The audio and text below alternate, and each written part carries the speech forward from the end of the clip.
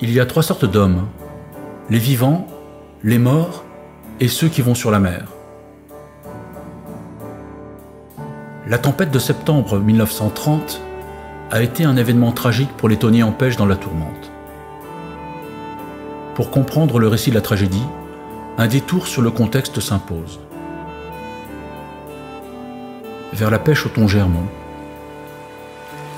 Du XVIIe siècle au début du XXe siècle, sur la façade atlantique, d'Hendaye au Conquet, l'économie de la pêche s'appuie essentiellement sur les revenus de la sardine et de l'anchois. Au milieu du XVIIIe siècle, les pêcheurs du Pays Basque et de l'Île-Dieu pratiquent la pêche au thon blanc, dit germon.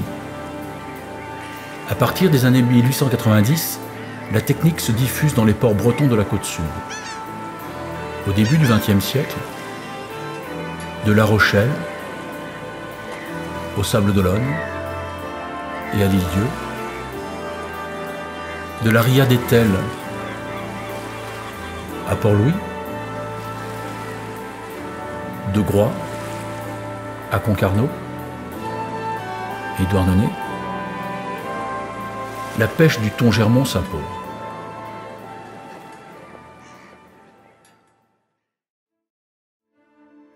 De la chaloupe pontée au dindé. Jusqu'au dernier quart du XIXe siècle, avant que le dindé voie le jour, la pêche au thon germon se pratique sur des chaloupes pontées, des chasse-marées, des lougres, des sloops qu'on appelle gazelles. Groix inaugure l'évolution vers le dindé en 1883 avec Sidonie, chaloupe pontée modifiée qui préfigure la série. Le nombre de dindés ira grandissant dans les principaux ports de la façade atlantique à mesure qu'ils se reconvertiront à la pêche au thon.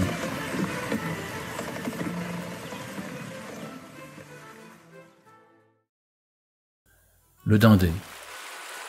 Comme les autres bateaux de travail avant lui, le dindé est un voilier.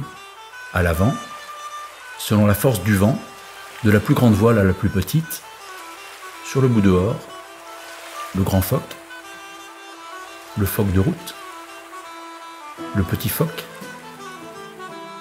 le tourmentin quand le vent souffle en tempête. Sur la draille, c'est-à-dire l'étai, la trinquette. Au centre, la grand voile aurique.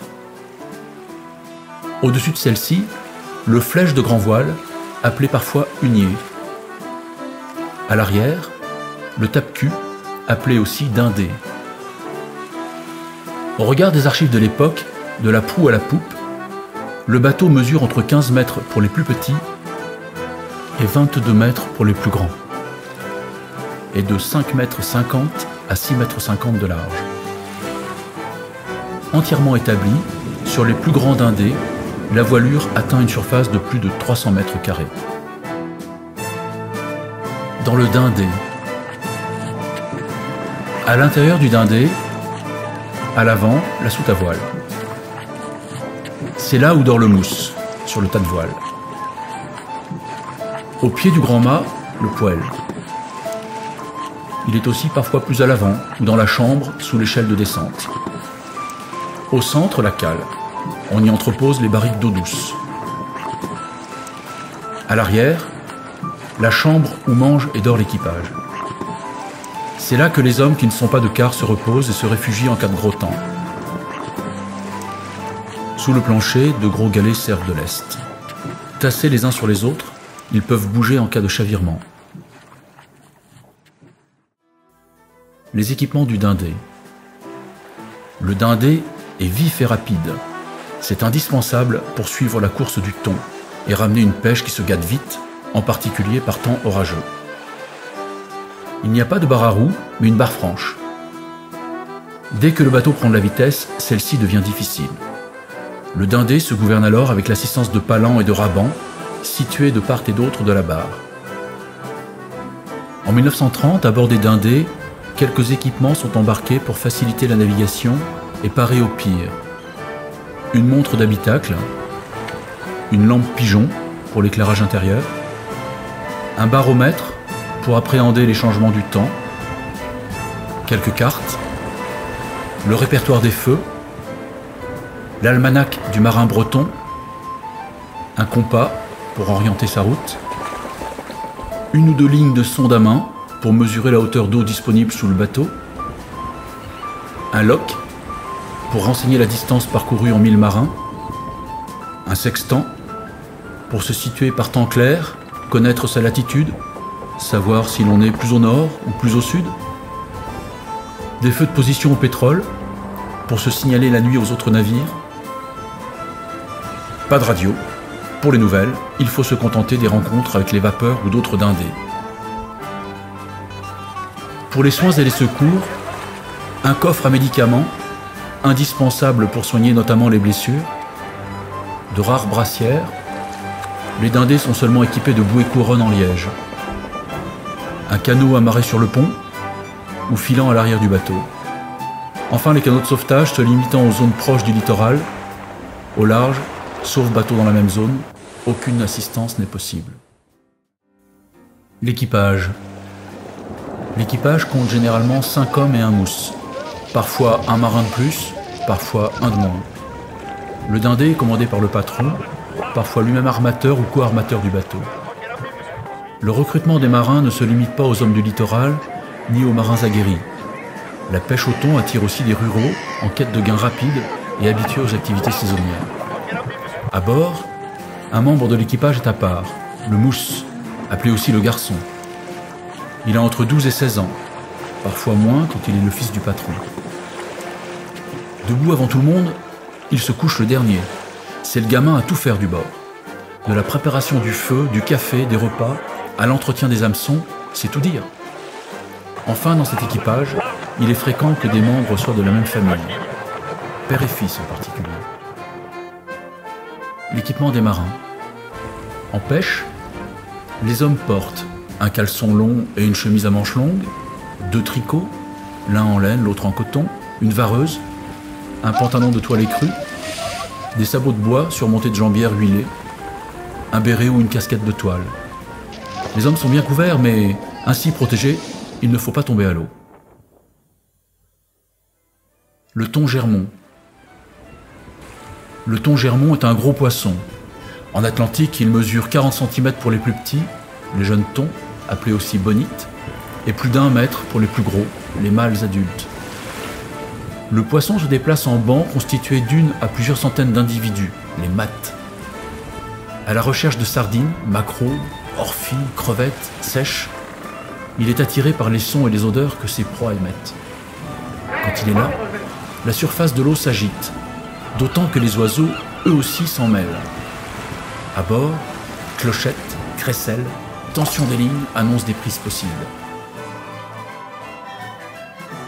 Le thon germon est un migrateur. À chaque moment de l'année, une zone de pêche différente. Né dans la fosse des Açores, le germon migre à la mi-avril, remonte la côte d'Afrique, la péninsule ibérique et poursuit sa route jusqu'à la mer d'Irlande en septembre, entre la Grande et la Petite Sole. La technique de pêche. La pêche se fait le jour à la ligne traînante. 6 à 7 lignes montées sur 2 tangons qui se déploient de part et d'autre du bateau. Parfois, 3 lignes supplémentaires partent du couronnement arrière et une dernière en tête du tape-cul, soit en tout 17 ou 18 lignes. La pêche peut durer entre 12 et 18 jours, parfois moins, parfois plus. Le temps de se rendre sur zone, de pêcher et de revenir. En septembre, route nord-nord-ouest à l'aller, route sud-sud-est au retour. À partir de 300 tons, la pêche est bonne. En 1930, il n'existe pas de glace à bord pour la bonne conservation du poisson. Les thons pêchés sont saignés, vidés, lavés à l'eau de mer, suspendus à des chevalets, tête en bas, protégés par une bâche. Pas trop longtemps quand même. Car de retour au port, une femme, la senteuse, inspectera la cargaison. Elle veillera à la fraîcheur du poisson. Elle regardera. Le mousse saura bien essuyer les yeux du poisson au vinaigre pour les faire briller, mais elle renifle aussi, et elle cherchera l'odeur de rance. De la belle brise au gros temps. En route ou en pêche, comme sur d'autres bateaux à voile, le dindé exige de son équipage d'ajuster la surface de voile en fonction de la force du vent. Par belle brise, toute voile dehors, le dindé file avec le grand phoque, la trinquette, la grand voile, le hunier, le tape-cul. La vitesse peut atteindre 8 à 9 nœuds, soit 15 km/h. Lorsque le vent fraîchit, le petit phoque est installé à l'avant et le hunier, au-dessus de la grand voile, est affalé. Lorsque le vent forcit, l'équipage prend un ris dans les voiles basses, trinquette à l'avant, grand voile au centre, tape-cul à l'arrière, et le dindé poursuit sa route. Si le gros temps survient, sous tourmentin, trinquette et grand voile à 2 ris, voire 3 ris dans la grand voile, tape-cul ferlé le long du mât, l'équipage se prépare à résister. Parfois la mer et le vent sont trop mauvais. Pour préserver le bateau, l'équipage doit mettre le dindé à la cape. Voilure réduite au maximum, l'avant du bateau est presque face au vent. Il présente à la mer sa proue, partie la plus résistante de la coque. La voile d'avant est mise à contre et la barre poussée sous le vent. L'une et l'autre alors se neutralisent. L'écoute de la grand voile réduite est laissée libre. Elle est choquée. Cette allure freine le dindé qui dérive de 3 ou 4 quarts, face au vent, protégé par un remous protecteur créé par sa propre dérive. Si la cape est intenable, il faut mettre le dindé en fuite. Voilure réduite le plus possible, parfois même à sec de toile, le dindé présente son cul au vent et aux vagues. Par gros temps, il n'est pas aisé de le maintenir ainsi. Si le bateau, soulevé et entraîné par les vagues, se met en travers, il peut gîter trop fortement, se coucher et même se retourner. La fuite n'est donc pas sans risque. La météo de septembre. En cette période de la saison, les mâts de thon se situent en mer Celtique, au sud de l'Irlande, aux alentours de la Petite Sole et de la Grande Sole. En ce mois et en ce lieu, il y a une convergence de risques. Le premier est un risque météorologique. C'est la période où le jour et la nuit sont de même durée. Des conflits entre des masses d'air chaud subtropicales et des masses d'air polaire plus froid surviennent. Ces conflits peuvent entraîner de grosses dépressions, des tempêtes d'équinoxe. Le deuxième risque est lié aux fonds eux-mêmes. Dans la zone de pêche, le plateau continental commence. Les fonds passent de 2000 mètres à moins de 200 mètres. Les masses d'eau profondes qui viennent du large remontent et la houle d'ouest des perturbations de l'Atlantique Nord vient se briser sur le plateau continental. Météo et fond. Quand les deux risques s'additionnent, le pire est à craindre. Plus encore, si une dépression se forme à l'ouest et avance vers l'est, et si un anticyclone au nord-est empêche la dépression d'avancer et de s'échapper, le risque est alors une très longue tempête.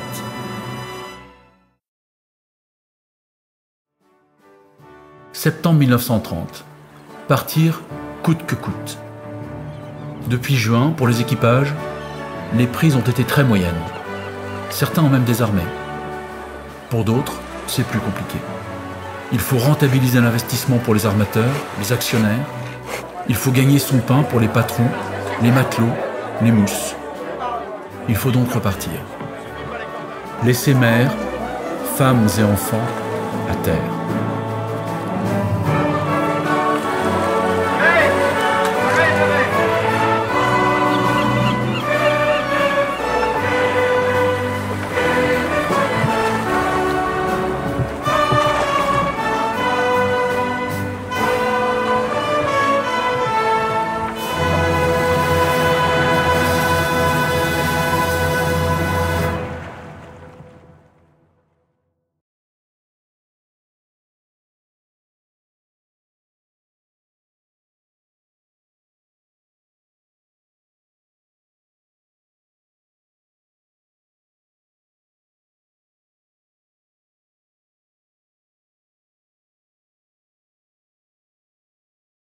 Oui, la plus forte que j'ai essuyée sur la mer, c'était en 1930. Oui, là, c'était une catastrophe, alors. J'étais sur un voilier. On était sur la côte d'Irlande, du côté de la Grande Sole. La Grande Sole. Oui, ça, c'était un coup dur. Début septembre 1930. La météo est bonne. La mer est belle. Jolie brise. Jeudi 4 septembre. Premier départ de Concarneau. Second départ le lendemain de Douarnenez. Les deux dindés font route pour se rendre sur les lieux de pêche. Les jours suivants, les départs se succèdent, isolés pour certains, en groupe pour d'autres. Pour tous, un objectif, la mer Celtique, les parages de la Grande Sole, là où sont les mates de Thon-Germont. Mardi 16 septembre. La météo est toujours bonne. Les équipages sont confiants. Les marins ne le savent pas, mais ils vont bientôt être rejoints par un temps menaçant, une dépression qui se creuse. Mercredi 17 septembre. La météo évolue. Le bulletin météorologique du 17 signale une dépression qui aborde la Bretagne et les régions ouest. Malgré tout, des départs encore. Au large, dès le matin, certains sont déjà en pêche.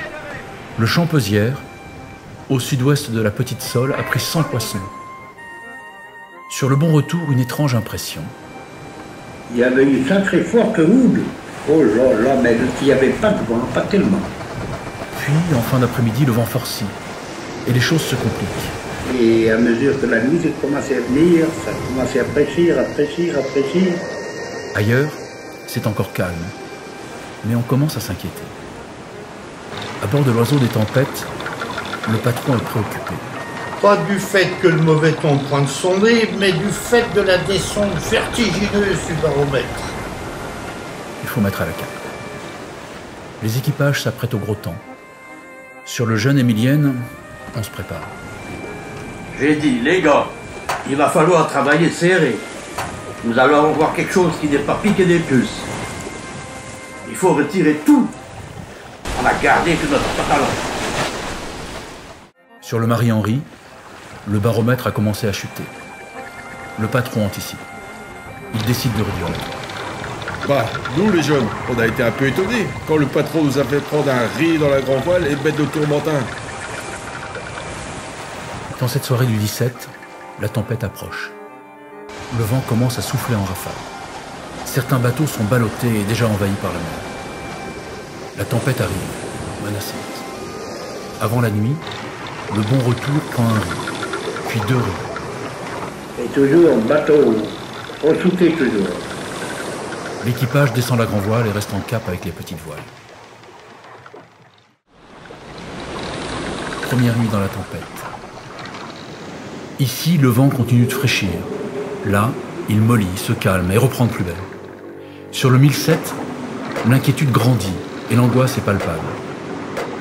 Il n'y avait pas une parole à bord. 4 heures du matin. Pour le Marie-Henri, en cap, sous tourmentin et grand voile à 3 ris, la situation empire. La mer se creuse de plus en plus. Les paquets arrivent de tous les côtés. Route dehors cassée, tourmentin emporté. Le vent hurle tellement qu'on a du mal à s'entendre. Jeudi 18 septembre. La flotte, éparpillée sur une zone très étendue, va devoir affronter une dépression qui va traverser la zone de pêche d'ouest en est. Certains, déjà sur zone, seront bientôt au cœur de sa violence. D'autres, plus au sud, en sont plus éloignés, pour un temps. Sans le savoir, les uns s'en éloignent, les autres s'en approchent. Le ciel est noir, impressionnant. L'aiguille des baromètres vibre. Le bon retour tente une manœuvre d'évitement. Il met cap au nord. Il va droit vers la dépression. Le Champesière voit le baromètre descendre rapidement. Il reste sur place. Le Pierre Palvado est au-dessus de la Petite Sole. Le baromètre tombe de 20 divisions en 20 minutes. On s'est dit, mais il est fou. Le patron décide de s'éloigner. Il fait route vers le large. Lui aussi, il rejoint la dépression. Plus on allait au large, et plus la mer grossissait. Les nuages tourbillonnaient, la mer était happée par le ciel. C'était épouvantable. Alors je me suis dit, mais qu'est-ce qui va se passer? Dans la tourmente, avec une voile neuve sur 2 ris, le patron du jeune Émilienne est sur ses gardes. Il craint que le bateau se couche et qu'il reste comme ça. Si la voile prend l'eau et que le bateau est sur le côté, avec la voile neuve qui se redresse un peu. Il décide de mettre à la cape. On est venu au vent et on a saisi la grande voile. On l'a ferlée comme on a pu. Derrière, petit torchon. Devant, tourmentin a touché la draille. Le bateau a tendance à culer. Il recule face au vent et aux vagues. La mèche en bois du gouvernail pourrait casser. Peu à peu, le bateau reprend de la vitesse. Il ne fait pas tête à la lame. La mer déferle, mais ne vient pas le briser. La cape, donc, pour tenir dans la furie qui vient. Mais même à la cape, le vent, la mer surtout, peuvent menacer les navires. L'oiseau des tempêtes est à la cape dans la grosse mer, tourmentin, grand voile à trois ris, tangon bridé plat le long du grand mât. Les vagues affreuses balayent le pont, les embruns fouettent de tous bords. Un des tangons casse, tombe dans la grand voile et la déchire. Tout le monde est sur le pont. On sort la voile de rechange par le capot avant et on remplace à grand-peine la voile déchirée à l'ordido. Mais le vent forcit encore. Il n'y a plus moyen de tenir la cape. Le patron décide de mettre en fuite. Voilure réduite, le dindé présente son arrière au vent et aux vagues. Le danger viendra désormais de l'arrière ou des travers arrière. Si le bateau, soulevé et entraîné par les vagues, se met en travers, il peut chavirer et même se retourner. L'équipage file de l'huile pour briser les lames qui arrivent par l'arrière. Espoir dérisoire dans un tel tumulte. Le patron reste seul sur le pont, attaché par les poignets sur le banc devant la barre du gouvernail. Les autres hommes sont dans le poste, ballottés dans tous les sens. D'autres dindés fuient aussi, à sec de toile parfois. Un homme attaché à la barre, un autre attaché aux mains. Les bateaux filent entre les vagues écumeuses, 7 à 8 nœuds. Sur la mer, débris et morceaux de bois. Les patrons font ce qu'ils peuvent, et selon ce qui s'abat sur eux. À la cape, en fuite, en route de retour. Des vagues immenses et surtout croisées qui prennent les bateaux par le travers. Des vents tournants, en rafales redoutables. La casse qui peut à chaque instant tout remettre en cause. Trois ris ou à sec de toile. Sur le pont, dans la chambre, on se cramponne en espérant tenir. Toujours le 18 septembre, 8h du matin. Sur le Marie-Henri, à la table de la chambre, le patron et un matelot se restaurent un peu. Ils s'apprêtent à relever les deux hommes restés à la barre. Tout à coup, une lame plus forte que les autres nous a pris par le travers et nous a complètement couchés. Le matelot est balancé à fond de cale, une main en sang. Le patron est passé par-dessus la table et s'est affalé sur une couchette. Le bateau reste couché dans les vagues. Longtemps, trop longtemps. Un matelot crie. Il se redresse. La grand voile a dû se déchirer et nous avons retrouvé l'équilibre. Sur le pont, plus de voile, plus de tape-cul. Tangon, chevalet et thon emporté. Le canot traînait le long du bord, qui en l'air. Et pourtant, on l'avait bien saisi. L'équipage tente de débarrasser le pont. Chacun essayait de s'agripper, comme il pouvait. Un matelot reprend la barre et ramène le bateau cul à la lame. À sec de toile, le bateau fuit. Deux hommes restent sur le pont. L'un veillait sur l'arrière, pour prévenir quand une déferlante arrivait. L'autre tenait le cap. Le reste de l'équipage est en bas, dans la chambre, tendu. Personne ne parlait. Midi. Le Saint-Laurent est à la cape, voile réduite au maximum. Le bateau navigue, comme un oiseau. Et la mer grossit à vue d'œil. Après-midi. Le Marie-Henri, en fuite, fait cap au sud-est. On pouvait pas faire autre chose. L'équipage établit les solides voiles d'hiver et tente de s'éloigner de la dépression. Mais la dépression s'étend. Elle atteint bientôt ceux qui étaient plus au sud. À bord du Denise Yvonne Jean, le vent passe au sud-ouest avec force et le baromètre chute. 18h. Autour de l'abri du marin, le temps est désormais menaçant. Le patron fait prendre un riz dans la grand voile, établir le petit foc et mettre à la cape. Le Champesière est sous grand voile à un riz et tourmentin. Le baromètre descend à 728 mm de mercure. Voilà bien pour eux aussi l'apparence d'un grand coup de mauvais temps. Pour ceux qui ne sont pas en fuite, réduire et mettre à la cape s'impose. Les dangers rôdent. Il faudra subir d'abord, s'adapter ensuite. 20h. Autour du Bon Retour, qui a fait route au nord, le vent souffle en tempête. Mais quand les vents ont monté au nord, le bateau venait de travers la mer. La lame a passé par-dessus la ligne et tombé sur le pont. Il a emporté tout de l'autre côté. Tout est parti avec. 2 hommes étaient sur le pont. Ils ont été emportés par la lame. Les autres entendent des cris au loin. Ils lancent un bout. En vain.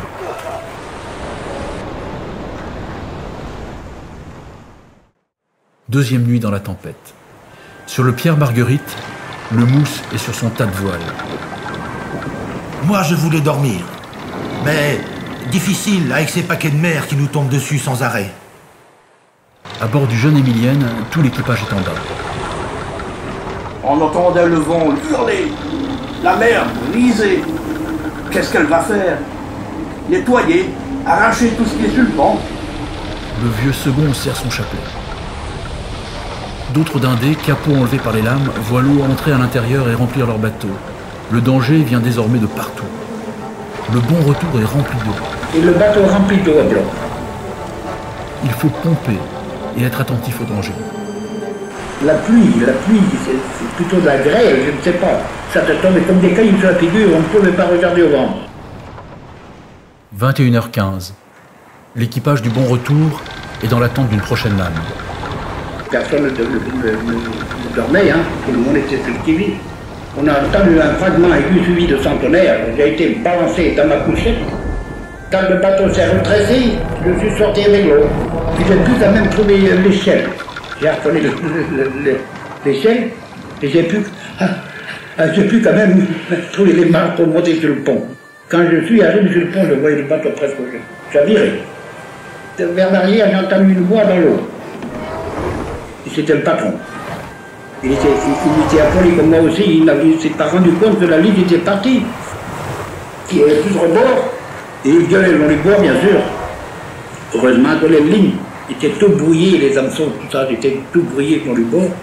Ils se sont accrochés dans ses vêtements, dans ses cirés. Autrement, il restait après.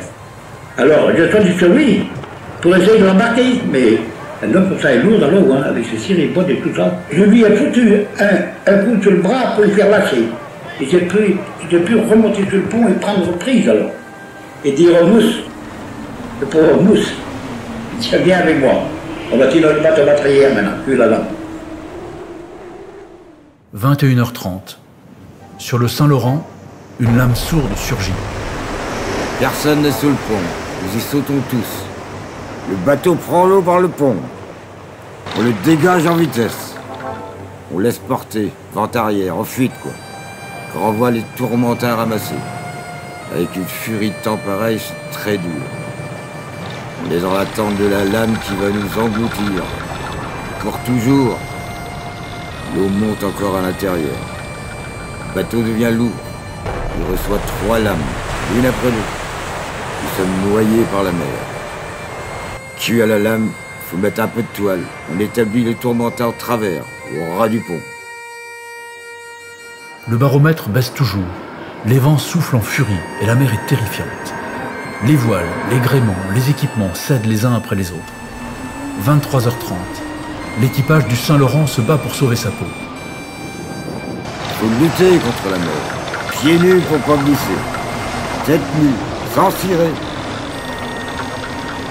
Arrière à la lame.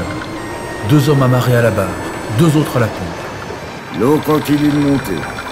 Le vent souffle de plus en plus fort. La mer ne peut pas être plus haute. Les éclairs tombent de tous les bords. Dans une ambiance de fin du monde, on s'efforce de survivre. Sur le bon retour, les 2 pompes ont rendu l'âme. Mer croisée, bateau pris par le travers, aucune manœuvre possible devant la force du vent. Les paquets emportent tout sur leur passage et couchent les navires. Les voiles sont défoncées par les lames, les bateaux remplis d'eau. 3h30, sur le bon retour, on discute de la conduite à tenir. Rester sur le bateau, faire un radeau. L'équipage décide de rester et de colmater. Opération périlleuse et difficile. On m'a amarré les pieds à moi, en train de boucher les trous des jambettes tout le long comme ça. À un moment, je flottais, 2 hommes me tenaient. Oh, j'étais un peu de force, je ne pouvais plus. Ils mettaient une voile pour empêcher l'eau de rentrer. Comme même moi. On met moins dans le port. On a commencé avec des seaux pour épuiser l'eau d'un bateau comme ça. Il était au Mado, il y avait l'eau au plus haut de moi. 4 heures. Autour de l'abri du marin, les vents tournent, augmentent et se déchaînent. Le patron décide finalement de fuir. 4h30. La gueuse voit le bonhomme Barbe d'Or passer derrière lui. Il est complètement désemparé et fuit vent arrière sur son tourmentin. Pont balayé, mât de tape-cul couché. Les hommes font signe de venir à leur aide. Mais le vent est trop fort. Il interdit toute manœuvre de secours. Plus tard, le bonhomme Barbe d'Or perdra 2 hommes. Le reste de l'équipage finira par abandonner le bateau et sera secouru par un autre dindé. Ailleurs, même tragédie. L'Arvoris voit le dindé Albatros qui s'en va à la dérive, dématé, sans voile, à moitié rempli d'eau. 3 hommes sont encore à bord. Le patron met le canot à la mer et envoie 2 hommes sauver les naufragés. 2 heures de lutte pour se rapprocher, les embarquer et les ramener en sécurité. 7 heures. En fuite, l'abri du marin reçoit par l'arrière un formidable paquet de mer qui couvre complètement le bateau. Le patron est projeté à la mer, mais il n'a pas lâché Rabamba. Il arrive à remonter à bord. L'équipage se trouve sur le pont et chacun doit s'accrocher. La voile est dans l'eau, grand mât éclaté, mât de tape-cul cassé. L'arrière du bateau est endommagé et le bateau fait eau de toutes parts. La chaîne de mouillage a traversé la cale et défoncé une couchette. Toute la chambre est démolie. Les hommes travaillent de leur mieux pour dégager le bateau.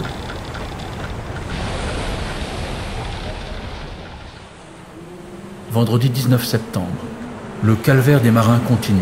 Il s'aggrave même. Autour du Saint-Laurent, le temps est toujours le même. Pas la moindre embellie. Pas de vue. Avec la pluie et la grêle qui tombe. La dépression poursuit sa course. Et la mer devient plus grosse encore. Le 1007 est confronté à une lame immense qui s'abat sur le navire. On appelle ça des parapluies. Je sais pas quelle hauteur. Un gouffre, certainement de 30 mètres. Elle était à 400-500 mètres de nous. On était dedans. On aurait dû être écrasés, tués. On a reçu un seul paquet. On a eu une chance inouïe. Un homme a été balayé par-dessus le banc. Mais il est resté à bord. Sur l'œillet d'Étel, l'équipage est subjugué par le spectacle qui s'offre à ses yeux. C'était d'une beauté fantastique, une sorte de cyclone. On ne voyait pas grand-chose, de l'écume blanche partout. Ce spectacle me tenait sur le pont. Mais le danger guette. J'ai vu une grande montagne d'eau m'arriver dessus. Je me suis cramponné à la barre. Elle a cassé en deux. Cassé en deux une barre de fer comme ça. Le bateau a chaviré. Le bout du mât a touché l'eau. Pendant quelques minutes, nous avons bien cru y rester. Notre voile avait commencé à se découdre sous la violence du vent. Le bateau s'est redressé. Nous avons compris que nous pouvions nous en tirer. Nous avons attrapé toutes les haches. Tout ce qui nous gênait, on le coupait. Quand le bateau attrapait un coup de mer sous son cul, l'avant plongeait dans la mer. Il faut mettre un peu de toile à l'avant. Le plus jeune s'en charge. Il se cramponne sur le bout dehors pour installer la voile. J'ai enlevé mon ciré, décaplé ma vareuse, puis on m'a amarré. Je cherchais des yeux un bout de bois pour m'accrocher, pour rester sur l'eau. J'ai revu tout mon passé. Ma mère, ma bonne femme. Je me disais, je vais essayer de prendre un espoir et de m'accrocher. L'intensité de l'ouragan est terrible et le vent écrase littéralement les bateaux. Les paquets de mer attaquent par l'arrière ceux qui fuient, éclatant les couronnements, dévastant ponts, voiles et gréements. Les pertes d'hommes se succèdent. Marins projetés sur le pont et tués net. Matelots emportés par les lames. En cap, en fuite, en cap puis en fuite, en fuite puis en cap. Partout, le même spectacle de violence immense et de désolation. Ouais, on se demande quand va finir cette sarabande. Dans les mouvements désordonnés qui secouent les dindés dans tous les sens, les hommes s'agrippent comme ils peuvent pour ne pas être jetés par-dessus bord. Il faut se cramponner ou s'amarrer solidement. 8h30. Sur le Pierre Palvado, les événements se précipitent. Le bateau est à la cape. Grand voile à 2 ris, trinquette à l'avant, tape-cul à 2 ris. Avec la force du vent, la corne a cassé. L'équipage amène la grand voile, garde la trinquette et envoie le tourmentin. Je connaissais le bateau. Je savais comment le maintenir le mieux à la carte. Mais les éléments sont déchaînés. Ça faisait un potin. J'ai entendu des bombes pourtant à la guerre de 14. Mais pas un potin comme ça. Des paquets de mer surgissent. Je me suis dit, ça y est. On a reçu un paquet de mer sous l'avant car on portait la trinquette. Quand la trinquette est partie, il y avait un sacré paquet de toiles en moins, forcément. Le bateau venait de bout au vent. Puis après, il a battu. Je me suis dit, on va se faire piquer tout à l'heure. Et on va se mettre en travers. Alors j'ai dit, on va faire vent arrière. On va laisser porter, et puis on va pousser le foc un petit peu plus haut. Et après, on verra. On a laissé porter. Lancé vent arrière, le bateau arrive dans les brisants, et les paquets de mer menacent par l'arrière. Et c'est là qu'on s'est fait piquer. On a été engloutis. Le bateau se couche. Puis il se retourne complètement. Dans la chambre, on marchait sous le plafond. Sans dessus-dessous, on ne s'est pas bien rendu compte du temps que ça a duré. Alors une autre vague est passée au-dessous, un autre paquet de mer l'a retourné, tout doucement. Ça craquait de partout. Ça avait de quoi devenir fou. On se cramponnait comme on pouvait. Le Pierre Palvado est ravagé. Mât emporté. Pire encore. Le bateau était à moitié plein. Davantage d'eau dans la cale que dans la chambre. Le bateau piquait du nez. Il coulait par là. La porte de la cale est bloquée. Avec le poids de l'eau, on ne pouvait pas l'ouvrir. Alors j'attrape la hache et blanc. Quand elle a été démolie, le bateau s'est rétabli. Le premier matelot a la tête la première dans la chambre. Sa jambe est coincée dehors. Il gueulait comme un putois. On l'a affalé en bas. L'équipage monte sur le pont et cherche le second matelot. Il était dans l'eau à 20 mètres du bateau. Il se tenait par un bout. Je crie, largue pas, bon sang, ne largue pas toujours, largue pas. Il passait dans l'eau de temps en temps. Il plongeait, puis il remontait. Attention, attention, il y a un autre paquet qui s'amène. Le bateau a culé dans la vague. La vague a couvert le bateau et l'a refoutu sur le pont. Il est retombé en arrière sur le couronnement. Il a jeté un cri comme une bête fauve, la tête en arrière. Il a renversé, il a vomi. On l'a rattrapé, puis on l'a descendu. À l'arrière du mât défoncé, une grande ouverture où l'eau s'engouffre. Dans la cale, le pont s'est affaissé de 20 cm. 4 tirants, installés dans la largeur du bateau, retiennent le pont. Sans eux, le pont serait affalé à fond de cale, et on serait pas là. Pont défoncé et affaissé, éléments déchaînés. L'équipage est aux abois, la peur au ventre. Ceux qui étaient de quart ne veulent pas reprendre la barre. Le matelot tombé à l'eau a repris ses esprits. Il m'a dit, je vais prendre la barre avec toi. J'ai dit aux autres, vous autres, allez pomper, mais amarrez-vous bien. À la même heure, à bord du Pierre Marguerite, le spectacle est toujours le même.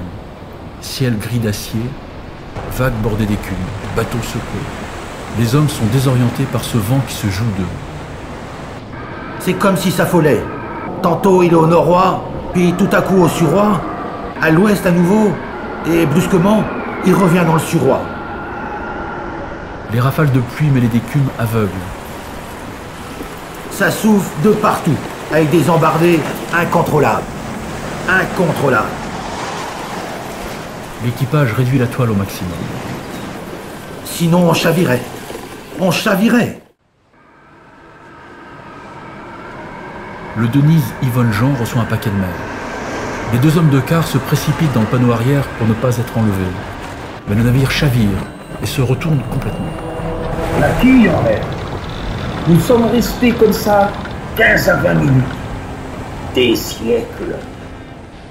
Comme sur le Pierre Palvado, les hommes sont collés au plafond. Heureusement pour eux, ni le pont, ni le lest n'ont bougé. Là aussi, une autre forte lame redresse complètement le navire. Sur le pont, les voiles et les deux mâts ont été arrachés. 3 hommes coupent l'été qui retient le mât cassé et qui menace de crever la coque. 19 septembre, 9h. Une menace d'une autre nature se dessine, la collision entre dindés. Le Marie-Georgette est à la cape, face au vent. Devant lui, un dindé qui fuit. Le dindé s'approche. Le Marie-Georgette parvient à s'écarter pour éviter le pire. Tangon tribord enlevé et guille brisé, mais collision évitée de justesse. Partout on se bat comme on peut. 10 heures. Le Champesière déchire sa trinquette. L'équipage établit la trinquette de rechange et, devant l'impossibilité de faire route, remet en cap. Sur le bon retour, la situation est précaire. Rien à boire, rien à manger. On était remplis de boutons, les mains, le cou, partout. Et des au gré de la mer et du vent, on allait comme ça. Soudain, l'espoir revient. Moi, j'étais à la barre. Je voyais la fumée d'un vapeur. Ah oui, où tu vois, il était derrière nous. Je dis, il nous a vus. Ah, il vient sur nous. On est sauvés. Après-midi. À bord du Pierre Palvado, qui poursuit sa fuite, les 2 hommes de barre sont épuisés, secoués dans tous les sens. Plus de force, paquet de mer par-ci, par-là, à hauteur de mât, tout le temps. Amarrés court au banc, mangés par l'eau. La tension est à son comble. On se regardait, on perdait pas le moral. Les hommes pensent à leur famille. Ma pauvre femme et pauvres petits-enfants. Je pensais à tout ça. Ils longent un autre dindé. À moitié coulé, l'arrière sous l'eau. Surtout, la réalité se rappelle tout le temps. Il faut regarder partout, veiller aux paquets de mer qui viennent. Les autres matelots sont en bas, dans la chambre. Le mousse est interdit de pont. Il est resté 3 jours en bas. Je lui disais, n'aie pas peur, petit gars, n'aie pas peur. Alors il me répondait, non, j'ai pas peur. Je lui ai dit, tu la reverras ta maman. Bon, je veux bien qu'il me dise. Pauvre petit bonhomme. Les calvaires continuent. Matelot emporté devant son fils qui ne peut rien faire. Matelot emporté par les lames ou accroché à des épaves. Impossible à secourir. 13 heures. Le moussaillon revient vers la terre. Vent arrière, avec 2 riz dans la grand voile. Le patron est avec un matelot à la barre. Un autre matelot se trouve près de lui. Le patron lui demande d'y monter pour tenter d'apercevoir la terre. Tout à coup, le dindé reçoit un énorme paquet de mer par la hanche tribord. Le bateau est couché quelques longues secondes, puis se redresse. Le matelot n'a pas lâché le mât. Il en descend et aperçoit le patron à 50 mètres du bord. Il lui jette la bouée couronne et quelques bouts de bois, en vain. Quant au second matelot qui était à la barre avec le patron, il ne le voit pas. Les autres hommes montent sur le pont, hissent la trinquette pour virer de bord. L'équipage du moussaillon restera 2 heures sur place pour retrouver ses camarades, sans voir personne. Voiliers désemparés, hommes emportés, hommes grièvement blessés, tous les équipages sont en souffrance. 14 heures. Le Champesière attrape un coup de mer. Le bateau craque de l'avant à l'arrière et le petit phoque est emporté. Le bateau vient bout au vent. Il cule. La barre casse ses rabans. Le gouvernail frappe violemment contre les tambours et une voie d'eau se déclare par la citerne. La grand voile commence à se déchirer et le bateau fait eau un peu partout. Il fera pomper des heures sans s'arrêter. La soirée s'annonce encore difficile. Les bateaux vont-ils tenir ou céder à ces assauts répétés? Quand et comment cela va-t-il finir? 20 heures. À bord du Pierre Marguerite en fuite. Tout le monde est éreinté par les mouvements désordonnés que subit le dindé. Pourvu qu'il tienne. Pourvu qu'il tienne. Le mousse s'assoupit. Puis il se sent projeté.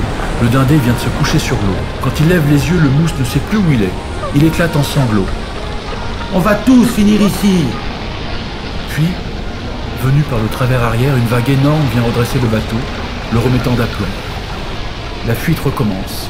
La coque craque sans arrêt, laissant encore craindre le pire. L'eau dégouline entre les bordées.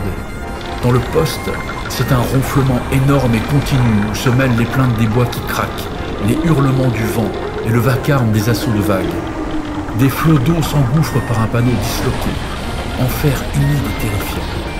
Le mousse, inquiet de ne voir personne, grimpe jusqu'au pont. Il suffoque sous les bourrasques monstrueuses qui lui coupent le souffle. Là-haut, tout a changé. Le Dindé flotte encore, mais c'est un bateau fantôme, méconnaissable. Devant lui, il distingue la silhouette d'un matelot attaché à la barre. Et tout à coup, il réalise que le matelot est seul. L'autre matelot n'est plus là. Où il est? Il n'était pas avec toi? Le patron le rejoint.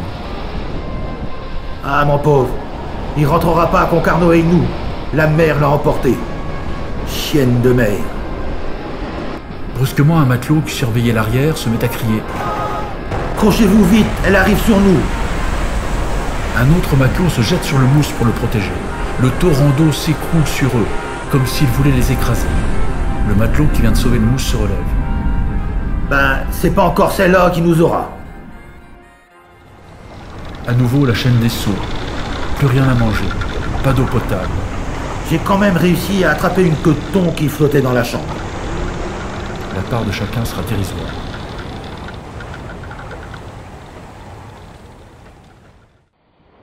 Troisième nuit dans la tempête. Le plus dur, c'est quand il faut reprendre la nuit. C'était long, hein. Le pont affaissé du Pierre Palvado est tout fendu. Ça rentrait de partout. La pompe, elle crachait gros comme ça. C'était pas beau. Il y avait une pagaille. Désemparé, dans sa fuite, devant lui, mais il ne le sait pas encore, un Dindé est à la cape. Les navires se rapprochent. Dans le vent assourdissant, un matelot du Pierre Palvado crie. Une voile! Oh, fais gaffe! Les Dindés vont-ils se percuter? On est passé à le toucher. Le bon retour est désormais accompagné par le chalutier à vapeur. Alors tout son équipage, ils sont restés toute la nuit sur le pont. Et le commandant, le patron m'a fini par le porte-voix en nous disant « Avant qu'il coule, vous ferez signe ». Le Pierre Marguerite est désemparé. Un tangon dans l'eau, l'autre qui traîne comme une ancre flottante, comme un goéland blessé qui essaye de survivre. Au milieu de la nuit, le patron réunit les hommes encore éveillés. Que doit-il faire? Essayer de regagner la terre? Ou se laisser dériver dans le sens du vent? Le patron décide de se rapprocher de Pinmar. Ce n'est pas sans risque. Justement, le Dindé et la coue brillaient au large de Pinmar. À la cape, en pleine furie de temps, il vient de recevoir un paquet de main. Un tangon menace de défoncer la grand-voile. Sans elle, le bateau pourrait bien se mettre en travers de la mer énorme, et là, se retourner. Le fils du patron, un très jeune matelot, se précipite dans les haubans vers la tête de mât pour parer le tangon. L'équipage l'exhorte à ne pas y aller. Il y va quand même. Après une demi-heure d'un farouche courage, il réussit à écarter le danger. Le Denise Yvonne Jean a la corne de rechange en guise de mât et 2 phoques en guise de voile. Chacun à leur tour, les hommes prennent un peu de repos et s'inquiètent de la suite. Que devenir? Nous n'avions plus rien à boire ni à manger, si ce n'est notre petite caisse de biscuits. Malgré tout, la situation s'améliore un peu. L'eau ne montait plus que jusqu'au plancher. Nous avons pu nous arrêter un peu, car nous étions exténués. Par contre, à bord de la gueuse, en fuite, que les vagues continuent de coiffer, l'eau pénètre de toutes parts. Il a fallu défoncer une partie du pavois pour faciliter l'évacuation de l'eau. Une lame prend le bateau par le travers et le couche sur tribord. La voile était couverte d'eau, à plat sur la mer. Elle nous retint un instant, puis par bonheur elle se déchire. Le bateau se redressa immédiatement, mais tout ce qui se trouvait sur le pont fut emporté. Sauf l'homme de quart. Il est retenu. Son genou est coincé sous la barre du gouvernail. Samedi 20 septembre. La dépression s'éloigne vers le nord-est. Au début du jour, le Pierre Palvado croise encore des épaves qui témoignent du désastre. On a vu des épaves un peu partout. Un grand Dindé à moitié rempli d'eau. Quand on est passé à le toucher, on n'a vu personne. Il était là, le nez sous l'eau, l'arrière en l'air. Le bon retour est toujours accompagné, le vapeur veille sur lui. Autour de la jeune Émilienne, le temps s'améliore. On a hissé la voile sur 2 riz. J'ai fait l'observation solaire. Nous avions dérivé de 110 000. Le Pierre Marguerite croise un autre dindé. Le vent avait sérieusement molli. On a réussi à hisser une voile juste au moment où un tonnier Groisillon arrivait à nous. Il nous a fait signe de le suivre. Ils feront la route de retour ensemble. Le Denise Yvonne Jean croise un cargo anglais. Il vint vers nous et nous donna un peu d'eau et de pain. Le temps devenant plus maniable, tous ceux qui le peuvent font route terre. Les menaces du vent s'éloignent un peu, mais la mer continue à lourdement onduler et à se jeter sur les navires. Le Saint-Laurent approche de terre. Le vent mollit un peu, mais la mer, elle est toujours démontée. À bord du Père Fortuné, un matelot reçoit un paquet de mer en pleine poitrine. Tombé sur le dos, il est grièvement blessé. Il reste un dernier danger à surmonter. L'eau monte toujours à bord, et les bateaux s'alourdissent. Si on ne veut pas couler, au seau ou à la pompe, il faut continuer à vider. Pour certains dindés, la rude épreuve s'achève. Pour d'autres, il faut encore s'activer pour rejoindre la terre ferme. 4e nuit en mer. Le Pierre Marguerite poursuit sa route, toujours accompagné. L'équipage est un peu soulagé. On est enfin sur la bonne route. À bord du Saint-Laurent, par contre, les hommes sont à bout. Il faut gouverner arrière à la lame. Il n'y a qu'un bonhomme qui peut le faire. Nous, à moitié morts au fond du bateau, on vide l'eau comme on peut. 22h30. Les événements se précipitent. On aperçoit le feu de Pinmar, mais le bateau s'enfonce à vue d'œil. Il faut aller aux canottes, le vider et le mettre à l'eau. La mise à l'eau est réussie. Un homme embarque à bord. Comme il ne reste qu'un seul aviron, il godille. Le bateau ne gouverne plus. L'équipage met le grand phoque pour essayer de le faire abattre. Peine inutile. Il s'avachit avec sa charge d'eau et commence à couler. 2 matelots sautent à la mer par l'avant. Un 3e coupe la bosse du canot qui menace de couler avec le grand bateau. Puis il godille vers le remous du bord. Un des matelots réussit à embarquer dans le canot. Un 2e se raccroche à l'arrière. Le patron ne sait pas nager. Il se débat dans la mer démontée. Il coule. Il remonte à la surface. Il boit de l'eau. Il passe 2 fois sous l'embarcation. Il est pêché in extremis par les cheveux et monté à bord. Épuisé, tous les hommes sont finalement dans le canot. 3h du matin. Le Père Fortuné s'approche de Groix. 18 heures après avoir reçu un paquet de mer en pleine poitrine et être tombé sur le dos, son matelot blessé expire. 6h du matin. Les hommes du Saint-Laurent sont recroquevillés dans leur canotte. Et soudain, un feu au loin. C'est un tonnier. Est-ce qu'il va nous voir? Ouais. 7h30, le jour vient. Les hommes du Saint-Laurent sont debout à la mer en attendant d'être sauvés. Le dindé grand quai s'approche de leur canotte. Il est assez dégréé lui aussi. Il réussit à nous jeter un cordage. On a hissé à bord, l'un après l'autre. Le mousse est arrivé avec sa bouillotte de thé chaud. Tout était pour nous. Là, on peut dire, nous sommes sauvés. Dimanche 21 septembre. La tempête est finie, mais il reste encore beaucoup de dindés dehors. Le Pierre Palvado fait route sur l'île Dieu. Comme un oiseau blessé qui a une aile coupée. Le Marie-Henri rentre à Étel. Nous étions les premiers à rentrer juste après la tempête. Quand les gens ont vu le bateau se présenter au large là-bas, voile établie, ils ont pensé que sur les lieux de pêche, la mer n'avait pas été trop mauvaise. Mais quand nous avons accosté, qu'ils ont vu les dégâts, qu'ils nous ont interrogés, là, l'angoisse est venue. Le bon retour rentre à Concarneau. Dans les rentrées, il y avait plein de monde sur la tête, partout. Le bateau avance péniblement, à moitié couché. Des marins de Groix et d'Étel viennent vers lui pour l'aider à s'amarrer. lundi 22 septembre. Dans la soirée, le Denise Yvonne Jean croise un dindé, obtient quelques vivres et tente un remorquage. Il nous redonnait lui aussi un peu de ravitaillement. Il nous donna la remorque. Mais hélas, le temps ne le permettait pas. Et bientôt, la remorque cassa. Le Pierre Palvado arrive le matin à l'Île-Dieu. Quand on est rentré, tout le monde était sur le quai.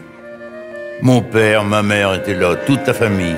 Ils m'ont embrassé, ils ont pleuré forcément. Moi aussi, je pleurais.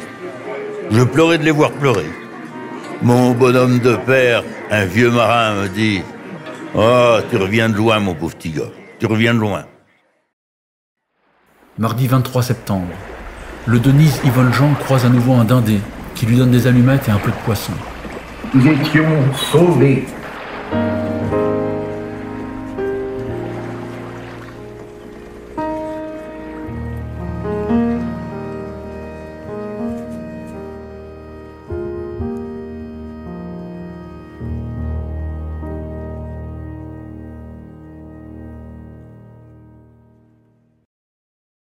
Sur le continent.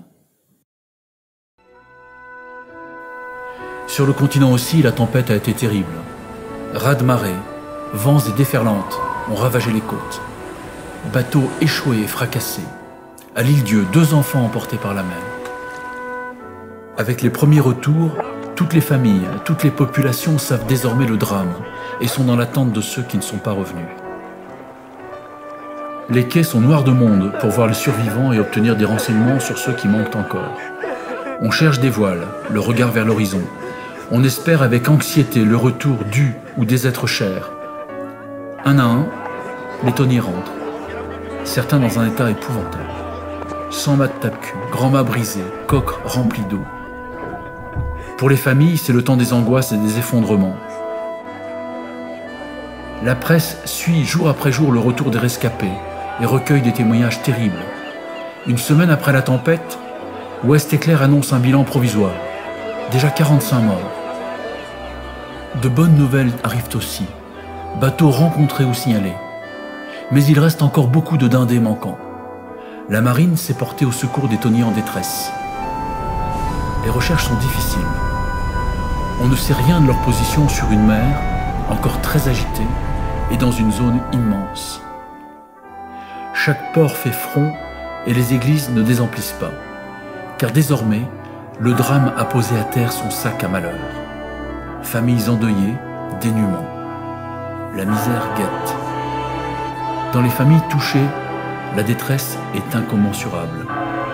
Le 26 septembre 1930, le Nouvelliste du Morbihan écrit « Une plainte immense, déchirante, s'élève des foyers de pêcheurs. Les orphelins qui ont faim, les mamans et les épouses qui pleurent, les chers disparus, font entendre une longue clameur de détresse. » Louis Rollin, ministre de la Marine marchande, se rend sur le littoral pour apporter son soutien. La solidarité s'organise. Partout, on collecte des fonds au profit des familles sinistrées.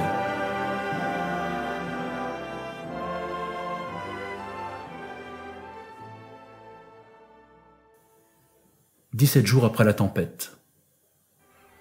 La semeuse n'est toujours pas revenue au sable. Dans la matinée, il faut annoncer aux familles qu'il n'y a plus d'espoir. Frapper à une première porte pour annoncer la terrible nouvelle.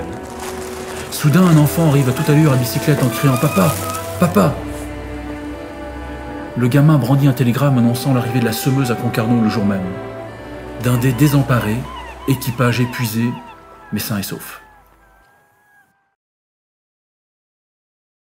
19 octobre. Louis Le Gall, journaliste à Ouest Éclair, se rend dans le village de Kerdonner, entre Bels et Erdeven. Au nom de l'Ouest Éclair et de ses lecteurs, je suis allé dans les foyers répartir les crédits mis à la disposition des infortunées familles sinistrées. Chez Madame Tréhin, j'emporte la plus douloureuse impression. Sur le pas de sa porte, cette femme me perçoit. Je rentre. Chut. En passant le couloir, elle me fait signe. Dans la pièce de gauche, Allongé dans son lit, le beau visage émacié d'un vieillard apparaît. C'est mon père. Il a 83 ans. Il ne sait rien. Ce rien me glace. Dans l'autre pièce, la fille de l'octogénaire laisse couler ses larmes. À bord de la Victoire, perdu corps et biens, son mari de 46 ans et son fils de 15 ans ont eu la mer pour linceul. En me racontant cette terrible chose, la mère sanglote. Voilà 6 ans. Mon petit Julien a été emporté. Lui aussi. Il avait 15 ans. Et maintenant, elle clame sa douleur. 3-1. Mon Dieu, 3-1. Je lui parle de son petit Louis âgé de 10 ans. C'est un miracle qu'il ne soit pas resté avec les autres. Il avait fait les 3 marées précédentes. Ces petits, ils ne songent qu'à ça. La mer, la mer. Mais le père n'a pas voulu cette fois. Silencieuse, maintenant, elle hoche la tête. Lui aussi, il serait là-bas. Et il voudra partir un jour, comme les autres.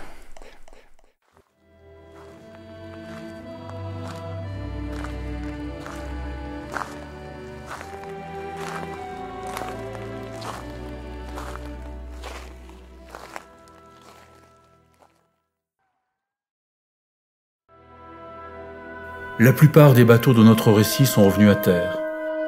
Hommes exténués, hommes soulagés, mais souvent aussi le cœur en peine. Certains sont rentrés, pavillon en berne, camarades emportés par la mer, camarades blessés, puis décédés avant de toucher terre. Au moins auront-ils une vraie sépulture.